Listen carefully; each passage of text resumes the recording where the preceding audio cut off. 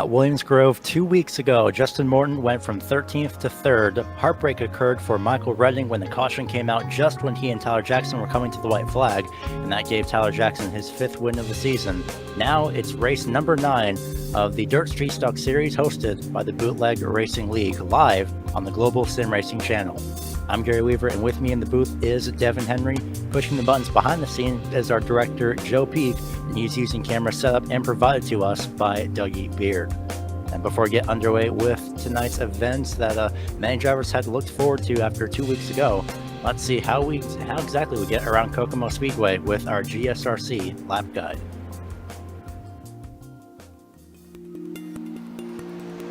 Welcome to Kokomo, Indiana. Unlike the Beach Boys Kokomo, this Kokomo is real, and automotive giants like Chrysler, Fiat, and Delphi have a big presence here. And fittingly, it is Indiana after all, we got a dirt track. This quarter-mile facility has been here since 1947 and over the years has hosted all the greats of the American Midwest. The Andretti's, Voigts, Unsers, Kinzers, they've all made trips to this town of nearly 60,000. ARCA even ran some races here in the 50s, but nowadays this track is home to mostly open-wheel midgets and sprints, with the occasional modified super late model or street stock turning laps. The track we know of today came into being in 2004, when essentially they started over. They knocked the place down, widened it, added a little bit of banking from its previously flat configuration, and added more walls.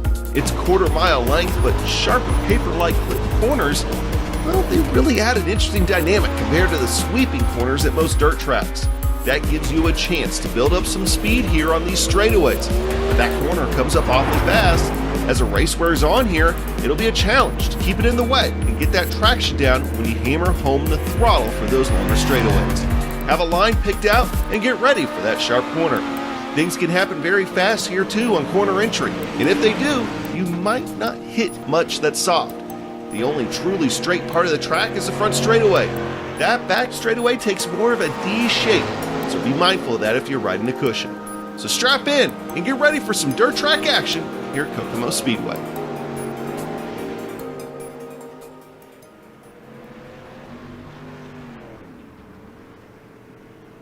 And that is how we get around Kokomo Speedway here for tonight. And before we get into our information for tonight, we'd like to remind you that tonight's event is brought to you, as always, by the Cruise Shop. And the Cruise Shop has been in operation since 1986. They are a team of highly experienced travel agents that have a huge passion for travel. They specialize in cruises, all-inclusive resorts, escorted tours, Disney and family travel, groups, honeymoons, and weddings. They would love the opportunity to help you plan your next vacation. Give them a call today at 260-755-6125 or visit thecruiseshopfw.com. The Cruise Shop is dedicated to fulfilling their clients' dreams one destination at a time. All right, now we're going to send it over to Devin Henry, who more than likely has probably about 5 pages worth and the binder's worth of information here on Kokomo Speedway. I very might so, because boy, I just love me Indiana's baddest bull ring. This quarter-mile oval built back in 1947 is probably about as wide as you can make a track that's only a quarter-mile in length, and boy, it's actually pretty dang low bank. Now, this track was actually leveled back in 2004 to create the masterpiece that we see today. For those of you guys who actually heard about the dirt track, the temporary dirt track that was built at Indianapolis Motor Speedway for the BC39, that track is actually modeled after the Kokomo racetrack that we race at right here in iRacing. Now, this track, as I mentioned, is extremely wide, and it can definitely go 3 wide, 4 wide. Boy, I have seen 5 wide here, and we know just how aggressive this BRL Dirt Street Stock class likes to get. I think we're going to see some action here tonight, Gary. Yeah, here's this small quarter-mile track. It is incredibly wide. We're looking, I believe, off the front straightaway here, at least with that past shot. Here comes the one and the only and the usual driver in the 98, J.R. Shepard, and you see just how wide this track is. It's a lot wider on the exit, a little bit of a curve as well, and we talked about that just before we actually went on air, Devin, is that the front straightaway is relatively well straight, and then we get off turn number 2, and well, like you mentioned, you have so much more space than expected coming off turn 2. Absolutely. This back straightaway is so wide. It's on the verge of being deceiving when you go into a corner and realize, oh, wait, I'm about 4 car widths away from the wall. But it's so interesting how you are kind of supposed to take this track when it has a low track state. It's almost like you never stop turning. It feels like a real circle. You arc this car in so far, and you almost try to hit the apex of that corner so tightly. I mean, from a sky view, it almost looks like these cars, when you do it the right way, it's just going horizontal or vertical. I mean, these cars almost look straight going through a corner, just the amount of arc that you put into this car because the corner is so wide. But once you get what we're going to have in this A main, the amount of cars on track, I mean, it's going to be hard to run anywhere because everyone's just going to be pulling sliders because there's just so much room to do it here. Well, speaking of having a little bit of a hard run, well, going into the championship, or looking at the championship standings, I should say, after Williams Grove last week, well, Tyler Jackson is, of course, on point. We'll get to that in a second, though. Justin Morton, second place in the point standings, with Steven Speeds not too far behind.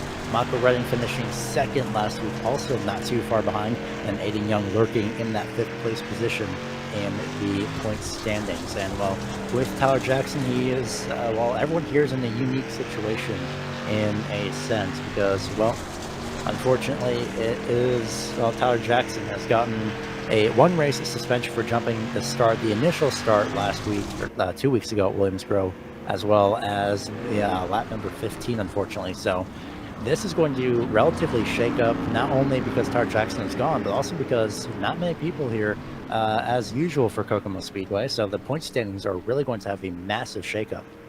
Yeah, we usually have somewhere around 20, 22 cars in a race, and right now we only have 14 cars entered with about 3 minutes and 15 seconds left here in opening practice. But of course, Tyler Jackson not being here, 5 wins on the season, the only driver other than Bobby Rafferty to have multiple wins at all. Not here tonight, had almost a 100-point lead on the field. But who is here tonight is 2nd place Justin Morton, 3rd place Steven Spees, and 5th place Aiden Young. But yeah, a few drivers who are definitely pretty big hotshots in this series not here tonight. And this is one of those races at a very fun Kokomo track where you have the ability to close on up on whoever's in front of you to finish well in this points championship. Just a few more weeks to go. It's going to be that time of the season where it is pretty much crunch time as well. And well, Jackson, of course, again, last week did get his 5th win, but well, now he's not even going to be able to race, but we've seen him pull through quite literally many times. So taking a look at tonight's race details, Devin. Yep, we are running here in the Bootleg Racing League Dirt Street Stock Series heat race formats tonight. We will have 6 cars in every heat race. 3 cars will transfer from that heat race. Everyone else goes to the B main. However many cars that we need to make up the 20-car feature will move to the B main. Right now, we only have 14 cars entered. We may or may not have that B main. So we will likely have every car in the field entered tonight in the A main. But of course, the all-important fast repair limit is just to 1 single fast repair. And you might just need it at Kokomo if everyone's being a little extra aggressive tonight. And with 2 more races left, at least after the completion of tonight's event, it's going to be something to really keep an eye on, how aggressive and how more daring these drivers can be. As taking a look at Joe Segala as he makes his way around with his usual very shiny car number. And well, it definitely stands out in a crowd for sure. Just under a minute and a half in qualifying. And well, so far, Jared Shepard at the top of the timing tower. J.R. Shepard right now 7th in the point standing as we're starting to move into the tail end of this year. But hey, an important thing to look at here, with no Tyler Jackson, no Bobby Rafferty right now entered in this race, the only guy who's won a race this season is Justin Morton. He is in prime position here to maybe take another win and take a shot at the points. We'll see how that plays out later on tonight. And in the meantime, we have somebody helping out on race control who's occasionally on the track, John Hain. Hey guys, how are you? We are doing pretty good. What are your thoughts heading into tonight? Really, just as the season starts to wind down, or John Hine, I should say. Apologies. No worries. Well, I see an opportunity for some drivers to pick up a win here. As you were saying, Morton's got a win, but you know what? I wouldn't sleep on J.R. Shepherd or Steven Spees here tonight. I think both those guys can give him a run for money. Aiden Young's also been close. Kenny Kibbe, who's an ex-champion in this, so he's in the field tonight. So this should be a good show for everybody. Well, Devin, I'm pretty sure you may have something for John Hine, so go on ahead. Well, yeah, I'm looking back at the last 2 seasons that BRL has raced here at Kokomo. Well, no Tyler Jackson, no Michael Redding, so literally the best driver who's here tonight is you, John. You finished 3rd here last season. How do we get around here at Kokomo when, gosh, there's just so many lanes to choose from? Yeah, I finished 3rd, and the scoring loop took the win away from me. So don't forget that. I don't forget that one. But this is a unique track. You're going to see the groove kind of migrate from the bottom to the top and then back to the bottom again, especially in the feature as the laps get in. So don't be surprised in the feature if you see some guys start low, then end up in the middle of the race, go high, and then come back down low, or vice versa, depending on how the track comes in. The high line around here is going to be the preferred line right off the bat. There's a couple guys I think with good throttle control can maybe make that bottom work, but you can really get runs off the corners here running that high line. And with all those lines that are available to use, is it a bad thing that these cars have fenders? Because I know in a sprint car you wouldn't be beating and banging, but boy, how hard are these guys might be banging doors here tonight? Well, the nice thing is the sprint car, which we'll run here a little bit after this thing is over. Yeah, you can't mess around too much banging. You can't even hit the wall or you go for a ride. But these cars are a lot more forgiving when you start bumping and banging. You can get into each other a little bit, and the car is a lot more forgiving, not get out of shape. Where you go somewhere like a Williams Grove and you see 2 guys go in the corner and might hit, you're going to see one guy wash way up the track. Well, this is tight. There's not a whole lot of place to wash, so you won't see as big of a penalty when you see them beating and banging, but you will see the contact. Well, thank you, John Hine, for allowing us to give you a little bit of your time and ask you a couple questions as well. We hope to talk to you again sometime. Thank you very much. Thank you guys for doing the broadcast here. You guys do such a great job. That is John Hine. He's helping out over on the behind-the-scenes portion of the race for tonight. Meanwhile, Aiden Young at the top of the timing tower for the time being, with J.R. Shepherd not too far behind by 3/1000ths of a second. We're taking a look currently. Kenny Kibbe, who's trying to best his lap time. He sets a quicker lap time, but J.R. Shepherd sets a 0.3 of a quicker lap time. He goes back to the top with a 15.342. That only leaves 2 people, being Derek Neal and Ron Snyder, to set their lap times. And for those of you guys a little new to the BRL Dirt Street Stock Series, you do get 4 laps here to put in your qualifying lap. So sometimes guys will kind of take a lap to kind of cool down real quick and then get right back at it. That's what J.R. Shepherd, in a way, did, just throwing a great lap there on his 4th and final lap, getting that extra opportunity. Now Kenny Kibbe, the last guy on the track right now. Neal and Snyder have yet to take to the track as of yet. Apparently, Neal might be having a few some kind of issues over on his side, unfortunately. So, looks to be not being able to race for the time being. Ron Snyder, however, just now coming back out, actually coming out for the first time onto the racetrack. So, playing the role of Tyler Jackson for tonight's race, being the last person to set qualifying time after everyone else has set theirs. And so as we watch him take this first lap around Kokomo, you can see how low on the straightway he actually enters the corner, kind of sliding up here, kind of went in there, didn't arc enough. But look at how much room is on the left and on the right there. It's so wide here, and tried to apex that, and that was actually probably a good decision to avoid that tire. There's actually really large bumps on the bottom part of this track, so even though the tires are there to keep you from running there, you will very likely hit one of those large bumps on the bottom of the corner before you hit a tire, and sometimes these tanks don't necessarily like that. Yeah, he definitely just nailed that opening there. Well, not exactly the opening, but one of the bumps there on the inside lane, right to where the inside wall was just about. So Ron Snyder does have a lot of time. He's got about 3 or so laps left, and he does have a lot of time, a minute available to him. So time to beat is a 15.342 if he wants to get on the pole time.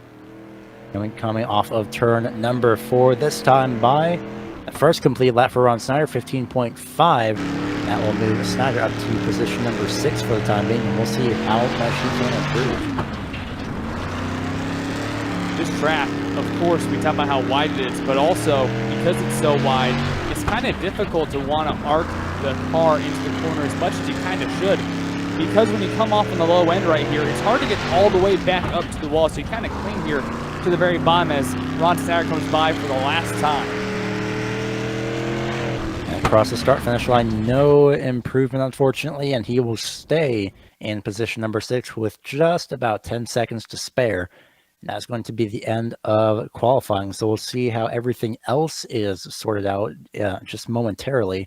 As the qualifying session wraps up, now it's the point of just waiting to see what we're going to be doing. We will have at least this one heat for the time being, and looks like another 2 heats as well. So 3 heats in total for tonight to set the field. 3 heats, I don't believe... we might run a constellation just to align that back part of the field, but regardless of whether there's a constellation or not, the number one thing that you want to do is finish in that top 3 because, well, in heat races for dirt racing, you know, we have 3 heat races, so if you move from 3rd to 2nd, it feels like 1 spot, but in reality, that is 3 spots you move up in the A main. So in this heat race, it might just feel like a spot, but every time you pass someone, that is actually because we have 3 heat races, 3 spots for our starting grid in our feature tonight. It's going to be a 5-car field here for heat number 1, keeping in mind that, of course, the field is inverted from the qualifying time, so slowest in front and fastest in last. And while that starting grid is going to be Matt Shinosky, Joe Segala, Spencer Gray, Robbie Robinson, and J.R. Shepard from 1st to 5th, respectively. And on J.R. Shepard, he might just take this easy on the start. Shepard is just absolutely incredible, always finds a way to get from the back of the field into the transfer positions. And J.R. Shepard is a guy who usually knows a thing or two about being up on a lot of these BRL guys when it comes to the asphalt. But hey, tonight's the night to show, hey, I can do it on the dirt too, guys. Watch out. Well, Pace Truck pulls off at a very hard angle that does that may break the suspension at some point, but luckily we have multiple of those trucks as Matt Shinosky will bring the field to the green flag. 8 laps, your top 3 advancing immediately peeking into the inside. Looks to be somebody just on the outside. Looks to be Robbie Robinson off the start, but he'll fall back, unfortunately. Meanwhile, Jared Shepard look to the inside, as all the way up top is going to be Joe Segala and Robbie Robinson. But leading the first few laps is going to be Matt Shinosky. J.R. Shepard right now is just creeping nice and slow on the bottom part of that track, coming up almost 3 wide here for P2, as Joe Segala right now is trying to rip the lip and catch up to Shinosky, but right now, nothing that you like to see in that rear view here, the 3 wide behind you for 2nd.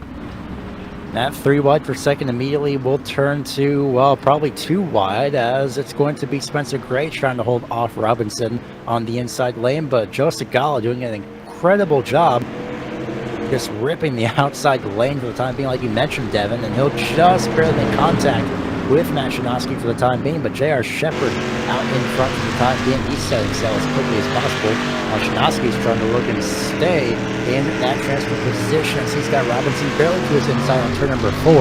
Luckily, he hangs on to that 3rd place transfer spot. Well, looking off the lid right now, Joe Segala, just look at how patient J.R. Shepard is right now going into the corner. When you are racing on iRacing, it is so difficult to go slow, but right now the inside is where you want to be. Sometimes you can't get the arc that you want, but man, you want that left front to almost hit that tire in the center of the corners in 1 and 2 and 3 and 4. And right now, Shepard is just running beautiful laps. We are 4 wide for 2nd, Gary. Well, this heat race has just become a blink and you miss it, because already we are currently at 2 laps to go. Robinson and Segala battling it out for 2nd place. Meanwhile, Shepard is absolutely running away with this as we come to the white flag for this 8-lap heat race for the first of 3 as well. Shepard makes his way down through the corners as Segala and Robinson try to battle it out. Spencer Gray will have to have some type of a last-ditch effort to get into the transfer spot. J.R. Shepard rounds turn number 4, crosses the line, he'll advance. Segala comes to 2nd place and Robinson 3rd. They are practically 3 wide momentarily off turn number 4.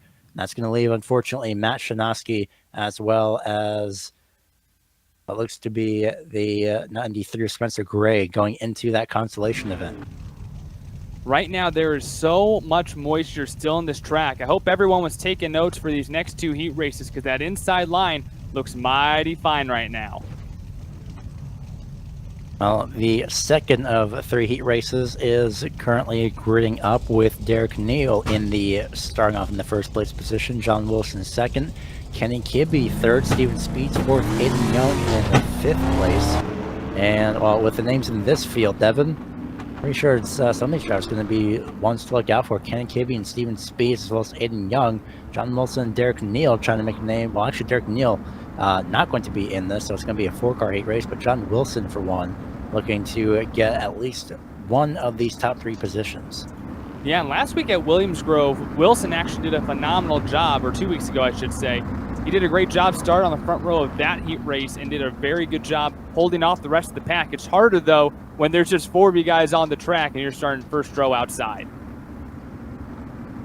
Well, pace truck pulls off into the safety of the infield, leaving the field in control of Kenny Kibbe on the inside lane as he will get moved to the lead. Green flag flies, and at this point it's a 4-car battle for 3 spots, and one, well, kind of goes home temporarily for the time being. Kenny Kibbe with a great start as it's side by side between Wilson and Young for that 2nd place position. Speed's trying to pinch his way down on the inside, makes it 3 wide for the 2nd position. Again, the leader's just seeing 3 cars in his rearview mirror all lined up, but Speeds is going to come out of this one with the lead. That inside line still prevailing here early on. He's doing an impressive job so far utilizing that inside lane, and that's going to shove John Wilson outside of the transfer spot for the time being. As well, still running away temporarily is Kenny Kibbe, but Steven Speeds closing the gap on the inside lane, running the very inside as well. He'll look to challenge the lead off turn number 4 as he'll drag race Kenny Kibbe down into turn 1. That's going to be the advantage going to that 55 machine for the time being. Advantage as well by about half a car length. Speeds absolutely running in that inside lane, and he'll get the lead off turn number 4 just 1 lap later at the halfway point. Aiden Young in 3rd trying to follow in the steps of Speeds. Kibbe looked to the inside, had to check up and gets contact with Aiden Young. All 3 drivers all in a row. Young here going to try to throw it in big time on the low side. But had way too much speed though. Has to slow it on down. Speeds looking to put this one away. Just 3 laps to go. Right now that time is ticking down. Kibbe and Young battling it out for the 2nd place transfer spot out of 3. Kibbe currently getting regulated now to that 3rd place spot. He's trying to hang on, and he will. He's trying to utilize the top side for the time being. And so far, well, it's at least hanging in there for that number 14 machine. But this time by, it's going to be the white flag for Steven Speeds as Kibbe looks to get back at Aiden Young for the 2nd place position to try and get just those few extra spots in that A main. So Speeds will lead them down the back straightaway through turns 3 and 4. And back again off corner number 4. Speeds will come across the start finish line. He'll advance with Aiden Young and Kenny Kibbe, with John Wilson going into the consolation event. The inside is definitely still the way that you want to go. I don't know if this is just because we have less cars on the track, so the track is taking less laps, and so it's not slicking off quite as bad, but there's still plenty of moisture on the bottom side. Once that moisture goes away, that's when you'll see cars start to move up. But right now, the inside's where you want to be here in our final 4-car heat race, Gary. Going to be another 4-car heat race consisting of Austin Belke in 1st, Todd Liston 2nd, 3rd place Ron Snyder, and 4th place will be Justin Morton. So as we have at least one more pace lap. I thought it was one early for a quick second, but in case any are interested, we do have our timing up already right now, and you can go to GSRC.TV to look at live timing in case complications do happen, but you won't miss a single thing because, well, we got live timing, so you can pretty much keep up to date as quickly as possible. So go ahead and check out if that does interest you. Live timing over again at GSRC.TV. Pace truck pulls off. Austin Belke in control of the field. Rather on the outside lane, rather in control of the field is Todd Liston on the inside, I should say. It's green flag flying, nearly coming down into the contact, into the right side door was Austin Belke on that start, but luckily they managed to hang on to it. And already Look at Justin Morton trying to make it 3 wide right off the start, and he'll actually back out and settle in behind Snyder. And Snyder has a great hole here trying to get to the inside of Liston. Can't make it happen though. Morton tries to peek the nose inside as well. He's going to have a little bit of room here. Watch out, that black 9 is coming on up. On the inside, we're almost 3 wide into 1 as Liston tries to hold everyone off. That's going to be Justin Morton coming victorious, maybe not for the time being. He made contact with Ron Snyder off turn number 4. I was going to say he was coming off victorious with that inside pass. Now he does off turn number 4, making it 3 wide with the very inside lane off turn number 4. A wonderful pass by Justin Morton. Mr. Ron Snyder not too happy, but possibly understanding about that contact off turn 4 just a couple laps ago. Meanwhile, Austin Belke trying to run a little bit of a higher lane at some points as we currently ride on board your leader. Just looking behind and seeing Snyder and Liston battling it out for second place. Morton has a really good line right now, side by side, banging doors. Todd Liston and Ron Snyder going at it. Liston on the inside throws it in a little bit. He's going to come out with P2 though. Now we only have 3 more laps to go. Liston will be victorious in getting that second place position through turns 1 and 2 to possibly the relief of himself. But Snyder's actually going to come and make contact with him on the entry to turn number 3, and that's going to slow both of them up. But luckily nothing too major, just slows the momentum of both drivers. And that will guarantee Justin Morton a win for this heat, as he'll come off turn 4 for the second to last time. White flag flying for that number 9, Todd Liston, and Ron Snyder battling it out for those extra positions in the A main. While Justin Morton just continues to run away with it, utilizing the very inside lane, and it will prove successful as he wins heat race number 3.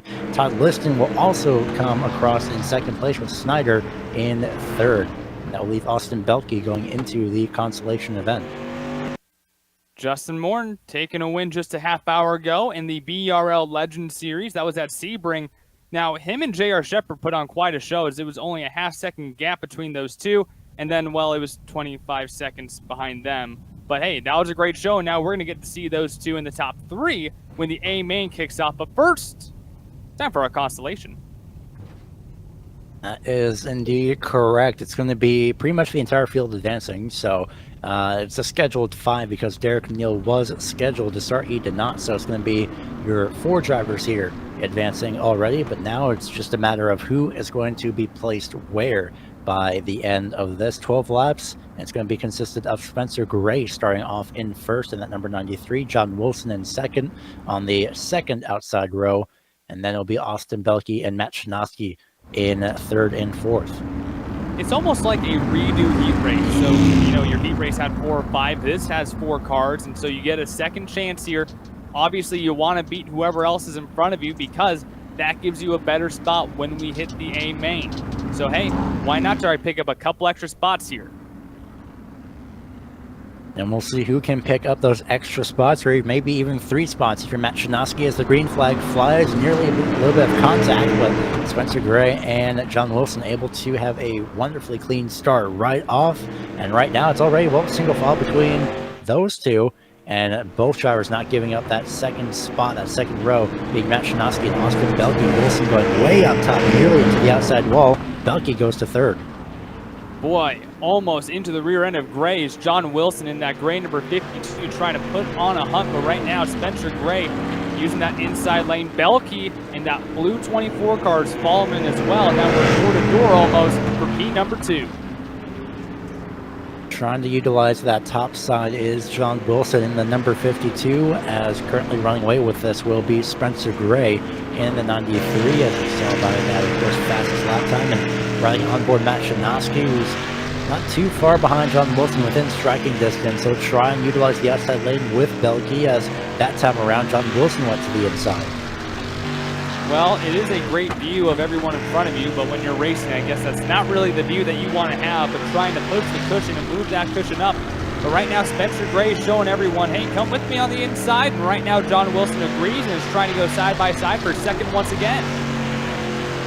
Belke going to be trying to make a little bit of a cushion up on the top side, getting very close to the outside wall, as you do, of course, at most dirt tracks here, trying to get all that momentum, and he does get a good burst of momentum this was just a great shot to see the difference in lines that pretty much everybody is running, as Spencer Gray's running about half a lane or so higher than John Wilson was running through turns 3 and 4 that time by. John Wilson trying to take it a step lower, probably took a look at Justin Morton's line and thinks, yeah, I could probably do that. These guys are really starting to kind of come together. Everyone's getting real close, nice and tight.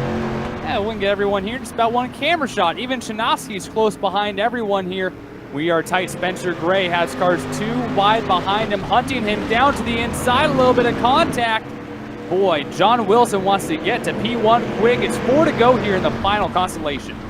John Wilson sees that massive opening on the inside, an unintentional slide job on Austin Belke by Spencer Gray, and that means John Wilson will go into the inside lane, and he'll just barely, maybe not actually, a little bit of a shaky exit, and we'll see if he got the lead at the line. He did not, and turns out it was actually 93 on 0.044 seconds that time by, so Wilson trying to get to the lead, Spencer Gray not trying to not give it up, rather, and Belke just trying to hang on and finish in front of Shinosky, where Shinosky, of course, trying to advance his position with 2 to go. Wilson now just starting to move away. Arc did a little bit better that time, but still having a little bit of trouble here in 3 and 4, going in just a little bit low. He needs to get a little bit higher in the straightaway to give himself a better apex as we come to the white flag, and Austin Belke's looking for second. Austin Belke trying to get any position possible. Same with Matt Shinosky. Meanwhile, running away with the lead will be John Wilson. The last dive by Spencer Gray won't prove successful, but John Wilson will finish in first, Spencer Gray second, Austin Belke third, and Matt Shinosky will finish in fourth. And we'll see where they sort out in the feature event, just right in the final portions of the starting grid for the feature. But now it's going to be a 5-minute warm-up, as per usual. So, do want to talk a little bit about Kokomo and how well iRacing is scanning this track. You see that giant white tent. I mean, if you've ever seen a webcast from Kokomo, you recognize that from having a camera in the grandstands. That giant white tent out there, I always assumed that it was like maybe part of a fairground or something. It's so big right there. It's right next to the corner. Yeah, that's not associated with Kokomo. That's the Kokomo Grain Company Incorporated headquarters. So you can actually see how far iRacing went on the top part of your screen there. Those are those giant barrels that they put like the cornstarch in. Absolutely crazy how iRacing incorporated that. There's also a tent outside of turn number 2. Now that's actually a road transfer station as well. I don't find any of those really all that interesting, but what you can't see right now in the dark way back behind turn 4 is a Coca-Cola bottling company building.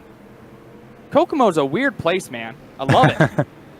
There's so many things within just this probably not even 1 mile radius, just all over the place around the track, and it's just absolutely incredible. Apparently the train does come through from time to time, but you probably won't be able to see it since, of course, it is only slightly dark right now for the time being. But and our director Joe bringing that up, it's actually kind of wild. I didn't realize until I looked at Google Maps that road transfer station I mentioned that's outside of turn 2, that's actually where the train stops. I thought that was like the middle of the track, but it's not. That's actually the very beginning of the tracks out in the back of turn 2. And obviously the next request for iRacing is to have that train start moving. It should, actually. Does it? I've never noticed. Well, usually I'm racing, so I don't think I try to notice it. But hey. On by the road goes. Interesting. Well, now I gotta look. Well, maybe not while I'm racing, but hey. But yeah, that's a strange. Yeah, there you go. But yeah, I've always found that to be a strange fact that the train tracks actually end just behind turn 2, down at the road servicing company or the transfer station building. So yeah, a weird kind of group here at Kokomo. I always kind of assumed that maybe it's like fairgrounds-ish, but nope, I was wrong. There's so many little bits of attention to detail that I enjoy. I believe it's also off the back straightaway at Martinsville, where you could see a train pass by occasionally over there from exterior shots. I may get the track wrong, but as I remember correctly, it should be Martinsville. But you know, it's just again, just attention to detail just around this small little track. Might as well just put little landmarks around and make Kokomo feel like, well, Kokomo, of course. Oh yeah, feels like home. Gotta love Kokomo. One of my favorite tracks. I've told you guys this, I don't know how many times, but in real life, I've seen a few Kokomo races online. I've never seen a good race at Kokomo. They're always great races, or they're even better than great. I've never seen just a good race when it comes to Kokomo, who usually does run regularly sprint cars, midgets, and even dirt street stocks, which I didn't really know that was that common. They actually last raced on October 19th of last year in the Kokomo Clash, where Chris Hillman took the win in the 11H car. Man, just the statistics and the history behind all these, what seem to be just small local tracks. Well, they are, but they have so much history behind them in the meantime. So it's just absolutely incredible to see, as well.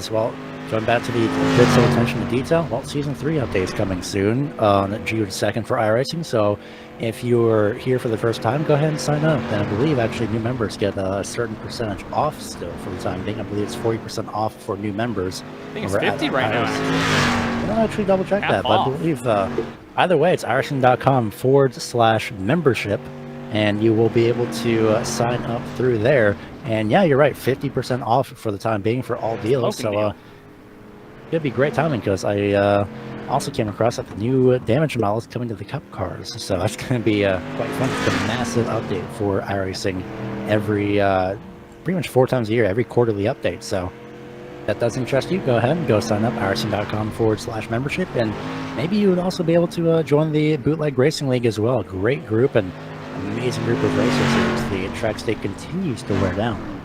Yeah, and if you guys do like what you're racing here, go and learn how to do some dirt racing. After 6 months, you can then apply to this Dirt Street Stock Series, and hey, try to give it out. We've had 2 drivers who have had their first starts this season, and boy, I tell you what, this is a great series, though, and you can tell by this warm-up session right now, we've had Ron Snyder at the top, we've had Robinson at the top, we've had Spees at the top, and look now, the number 98, JR Shepard.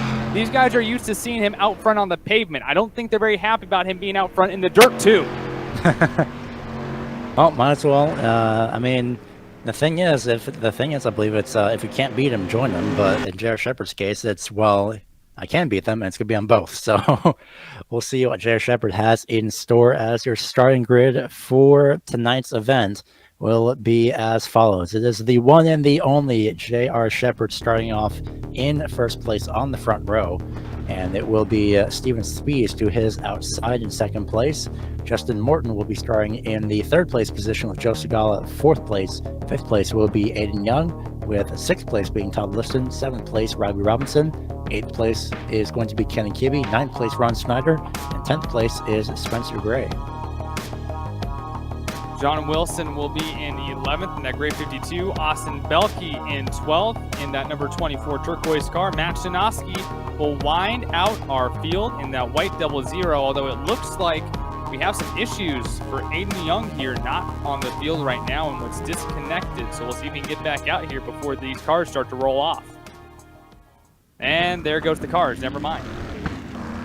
Well, he had about half a second, unfortunately, but probably just unsighted issues like Derek Neal must have had. We'll update if anything more specific does come through, but in the meantime, pace truck rolling off, 2 pace laps here. It's going to be 40 laps for tonight's event, and they have about 20 lanes wide available to them here. So this is going to be absolutely incredible, and I'm pretty sure a very good relief for these drivers compared to Williams Grove last week, where it was so incredibly narrow.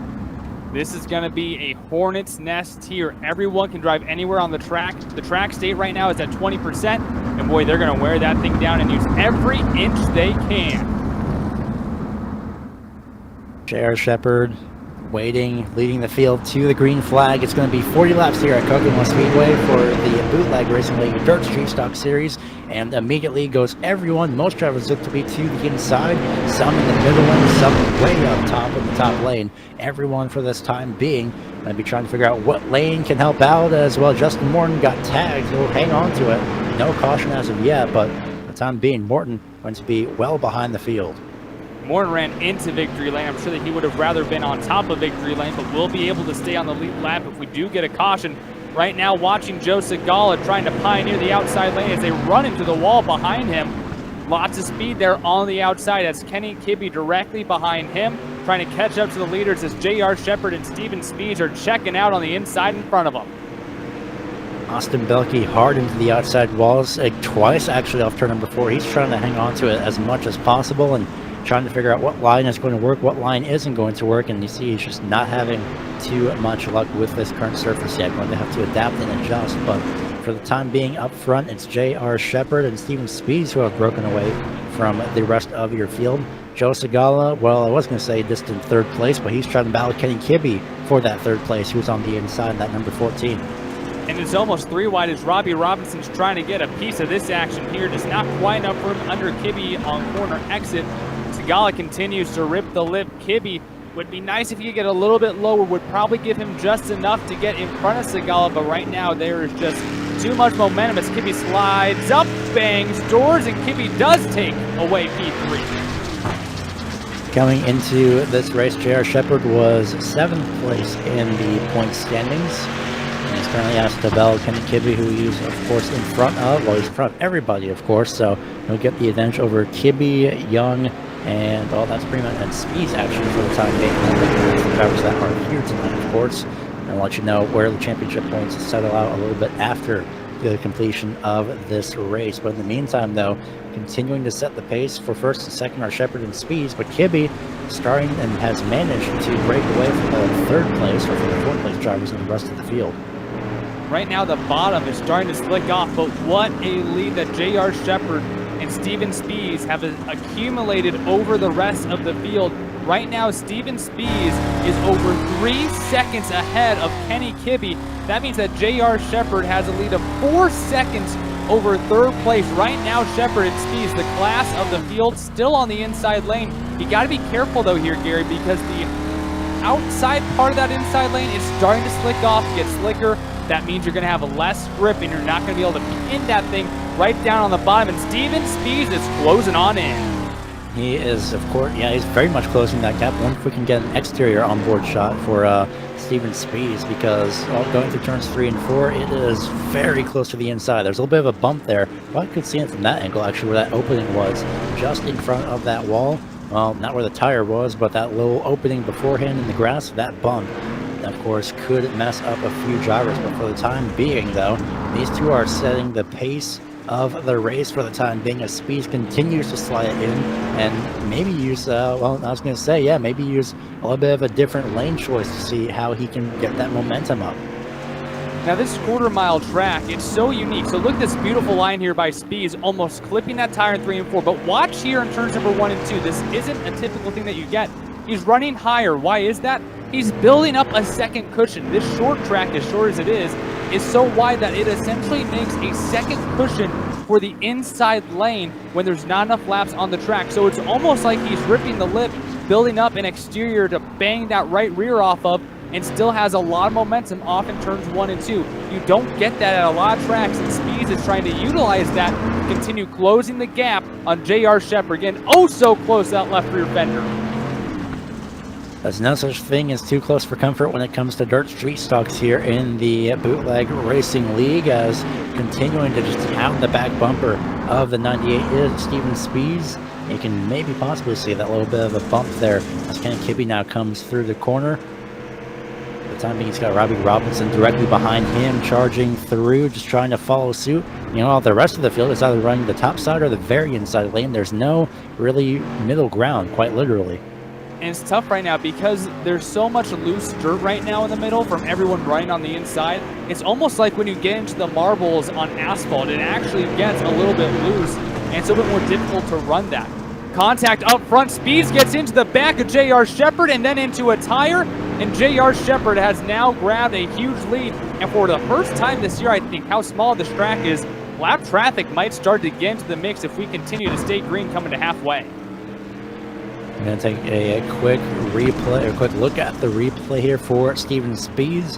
Just one lap beforehand. It's going to be on this lap, just coming off of turn number 4. Taking a look at that number 55.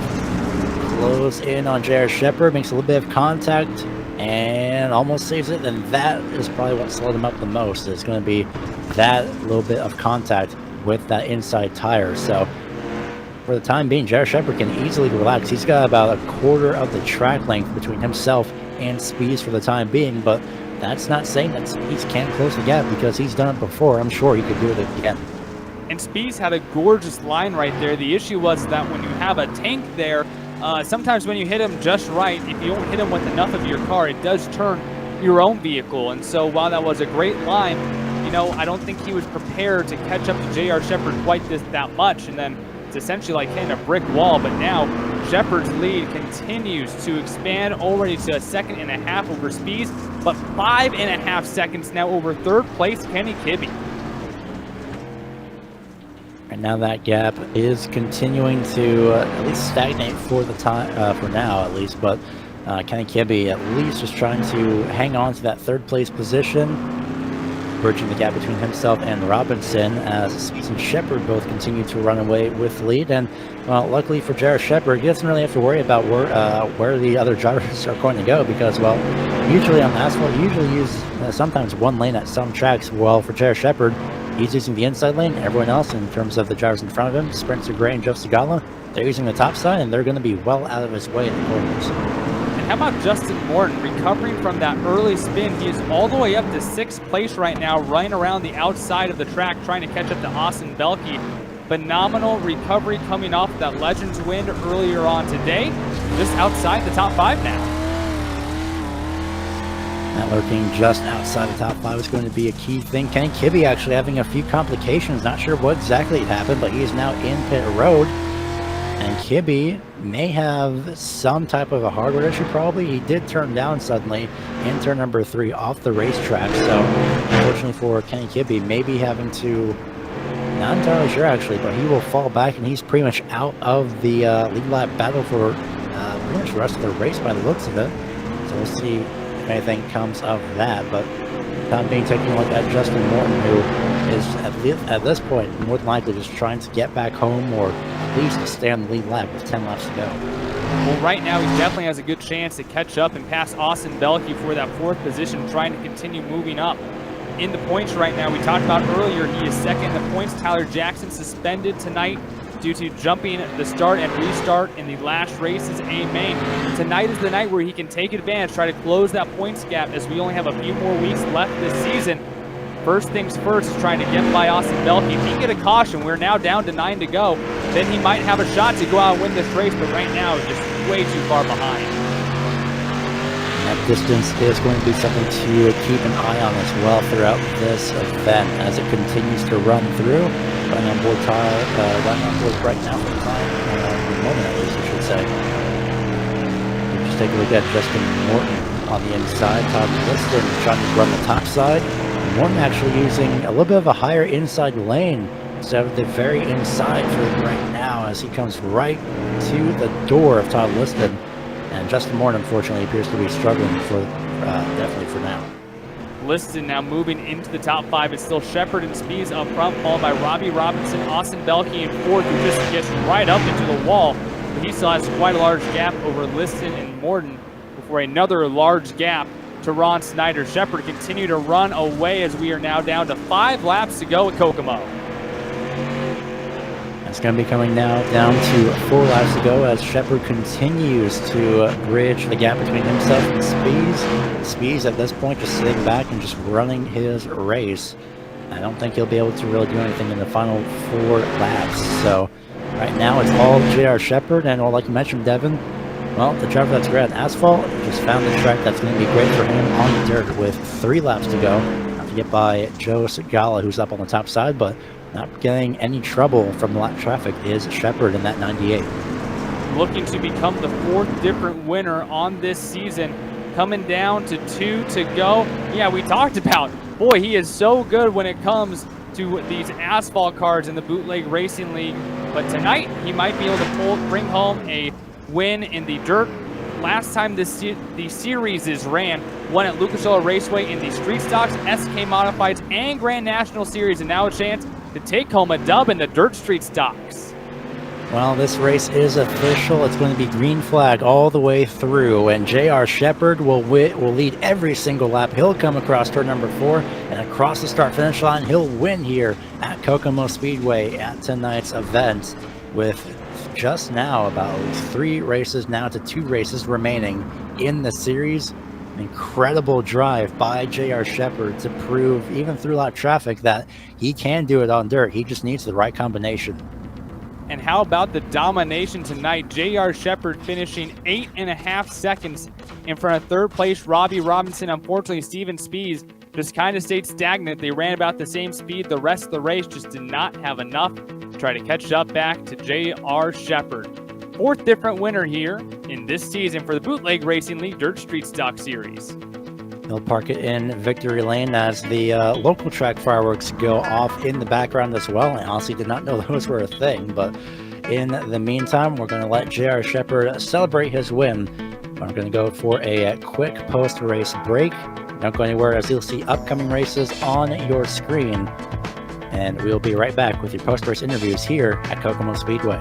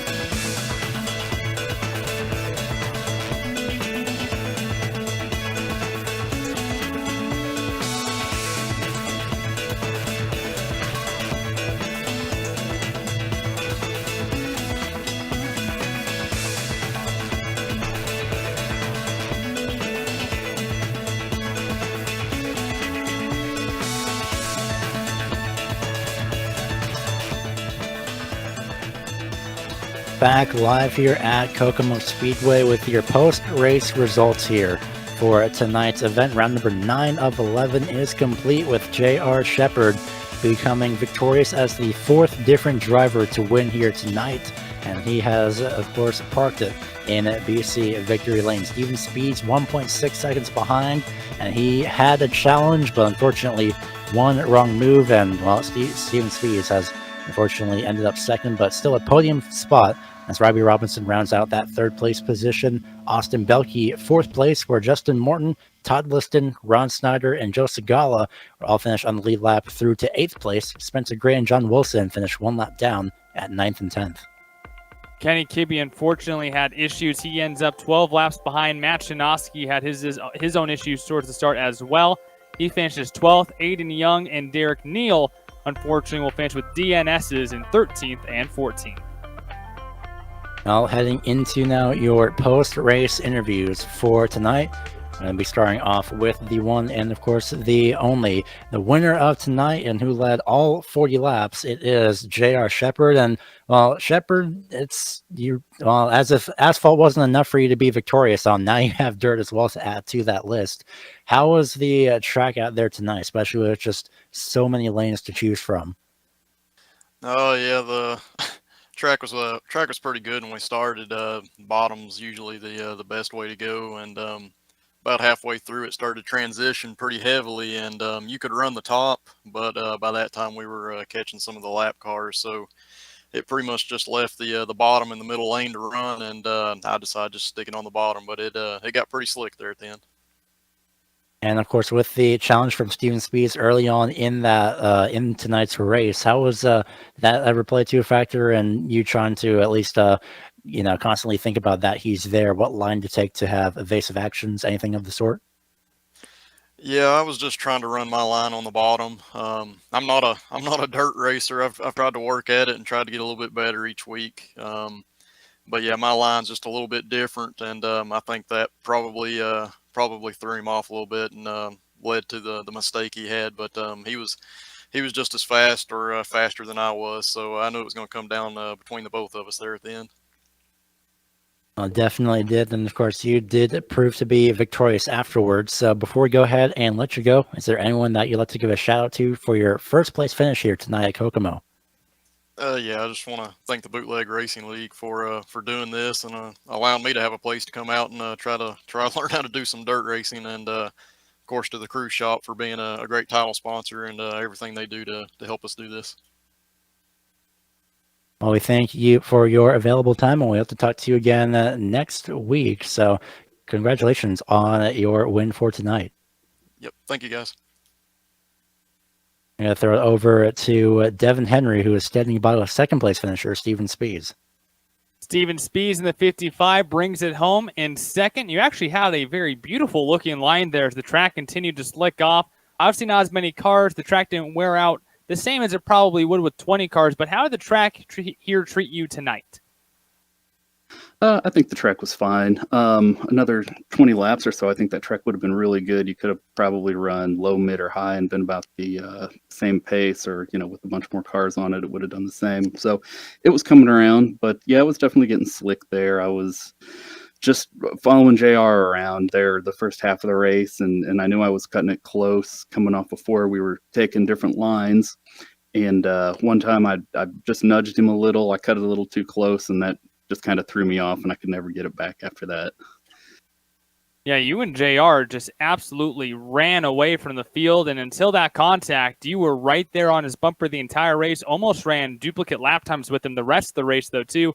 What else did you need, maybe besides those last 20 laps, to try to catch back up to him and put up a fight with him there towards the end? Yeah, I don't think there was anything I could have done. Like I said, I think I got next to him a couple of times coming off for 4, but that track's pretty hard to pass on unless you wear it in enough that the different lines are equal. So, he did a heck of a drive. He didn't make mistakes, and that's what it took to win. So hats off to him. So bringing it home, P2, who do you got to thank for your performance here tonight? Oh, no sponsors, nothing like that for me. Just a fun hobby. So, just enjoy trying to find different leagues and places to go and have good, clean racing. And this is definitely one of them. So I'm having a lot of fun here. Hey, well, glad to hear. Congrats on your P2 finish, and we'll see you next week. Sound good? Sounds great. Thanks. Steven Speeds comes home in second. Now let's bring it on back to Gary Weaver. He is alongside your third place finisher, Robbie Robinson. Standing here with third place finisher Robbie Robinson in the 56 machine. And well, Robbie, you had an incredible night for pretty much throughout this event. Went from 7th to 3rd and pretty much just set sail from then on. So how did this play out for you tonight? Not how we wanted to get there. Apologies to Justin. I really wish they would have thrown the caution and given him a chance to get back. I would have given that spot back, but didn't turn out that way. And I don't know what happened to Kenny, but I don't think I would have gotten around him either.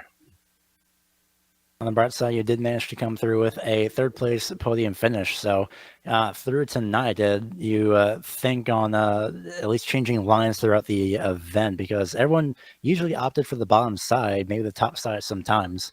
Which one did you feel stronger on? I liked both. I was mixing it up there. I felt better on the bottom, but sometimes I had to run the top. I was trying to get around Kenny as hard as I could. Heading into Volusia next week, almost equally as wide as this track at some points. What are your thoughts for Volusia heading into the second to last race of the season as well for next week?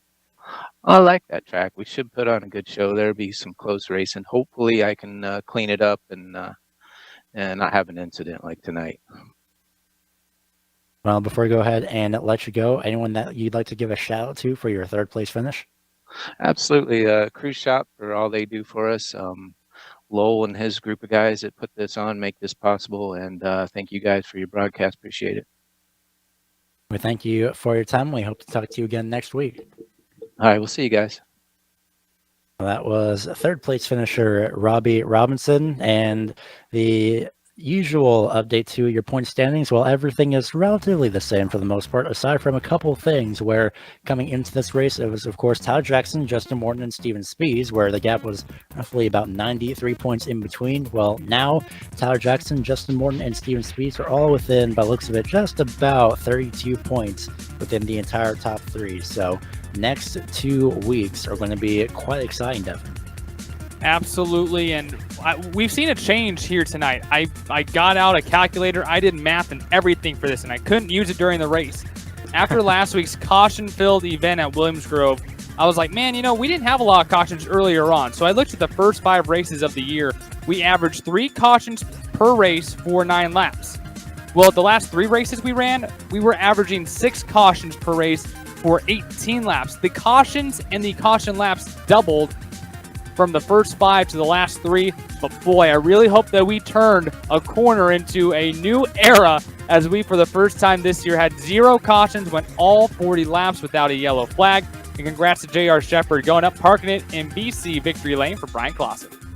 It's absolutely an incredible event here tonight, and it's something to really look forward to heading into the next and last 2 races of this season for the Bootleg Racing League. So we'd like to give thanks again to the Cruise Shop for sponsoring tonight's event, as well as all the previous events as well for the BRL League. As well, you can contact them at 260-755-6125 or go to thecruiseshopfw.com, as they are dedicated to fulfilling their clients' dreams one destination at a time. We'd also like to thank the Bootleg Racing League for allowing us to cover the Dirt Street Stock Series for this season. It's been absolutely incredible. We also give thanks to the companies that provide the software and hardware for our broadcast, listed here on your screen. Additional thanks goes to June Lalonde, who provides our wonderful music. You can contact her at the link on your screen if you're interested in having her provide you some of her great work. If you'd like to find out more about GSRC, including upcoming races, you can find it at globalsimracingchannel.com, or you can check out our social media over with our Twitter being at GSR Channel, Facebook is Global SimRacing Channel, and Instagram is GSRC_Gram. If you'd like to support the channel, go and check out our merchandise store at gsrc.storenvy.com. That is gsrc.storenvy.com. Link is also in the description below. Don't forget to head over to the YouTube page if you're watching from elsewhere and hit that bright red subscribe button, as well as the notification bell, and set your preference to all so you don't miss a moment here on the Global SimRacing Channel. As you saw there, the next Bootleg Racing League's race is at Volusia, June 5th at 5:10 p.m. Pacific, 8:10 p.m. Eastern Time. Also coming up tomorrow in the early morning hours, it's going to be the Grand Prix Legends Series for their event at the Nürburgring. Thanks again to the team today, being co-commentator Devin Henry, director Joe Peak, and our camera provider Dougie Beard. I'm Gary Weaver, and until next time, race clean, race hard, and we'll see you on the track.